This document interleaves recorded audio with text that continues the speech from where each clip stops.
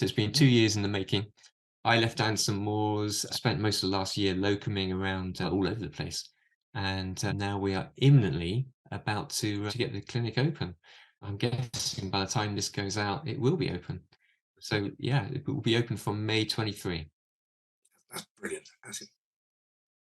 The process, there's been lots of little things. Finding the right site was really fun after a while because we'd seen so many sites that didn't really work, and there was or had either fallen through or didn't work. So actually getting the right site and signing the lease, that was a big moment that was really good. Getting the builders in and seeing the builders kick off, that was brilliant. And now seeing how things have progressed over the last few months is just amazing, because I go up there once a week, once every 10 days or so, just to see what's going on.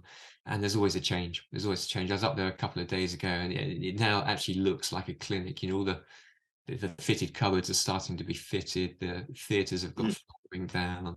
So yeah, no, it's moving on really nicely. So we're Fantastic. going to Are you have staffed yet? yeah, we got myself and one other surgeon. One of my ex-residents from Anderson Moores, guy called Chris Jordan, he's coming back from the States to work with us.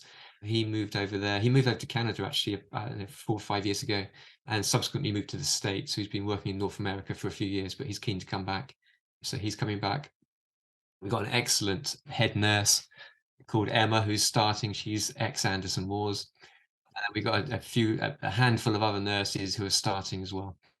As one of the difficulties in terms of staffing is with the real uncertainty about knowing how your caseload is going to develop, and knowing what staffing level to start with, because obviously this is costing a fair chunk of money.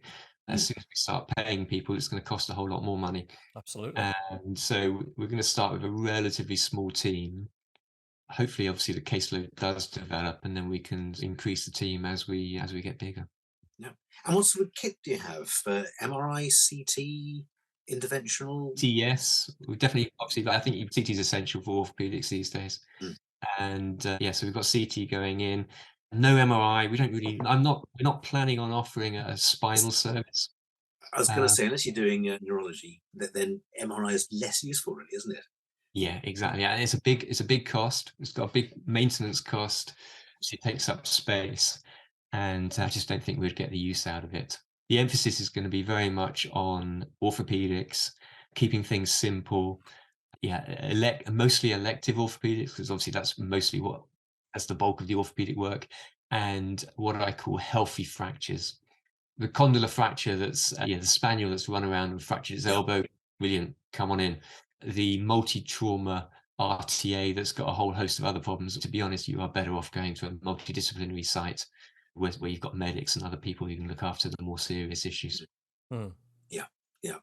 That sounds amazing. You must be so excited. Yeah, no, absolutely. And it's like I say, it's just a few weeks away now, so it's getting very real. And I'm just petrified.